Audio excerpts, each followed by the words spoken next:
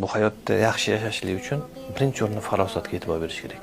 Tarbiyamiz, farosat har doim e'tiborli bo'lishimiz kerak. Masalan, uyda ham hattoki ba'zi bolalar bor, zo'r kiyinib, cho'tka kiyinib yuradi, lekin uyga borsangiz qarab olmaydi. Farosatli odam uyga birinchi qaraydi, ozodalikka qaraydi, tozalikka qaraydi, keyin usti boshiga qaraydi. Avval oiladan boshlang. Uyingizda qanaqadir agrotiz bordir, shularni o'tlarni yulib, tozalab, gilamni eskiganda shularni yuving.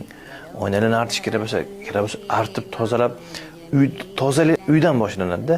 Ko'chada chiroyli kiyinib yurganingiz bilan uyingiz mana ahvol bo'lsa, bo'lmaydi. O'sha bolalar asosiy ko'pincha uyga qarash kerak. Ya'ni uy toza bo'ladi, keyin siz ham toza bo'lasiz. Ya'ni uyda yotib turadigan joyingiz bu uy. Uyga baraka kirishlik uchun tozalikdan bo'ladi. Ya'ni iymon tozalikdan bo'ladi. Mana har doim uyingiz toza bo'lsa, uyga baraka kiradi. Ya'ni uyni har doim toza tutishga harakat qilishimiz kerak. Bu ham bir farosatning bir turi.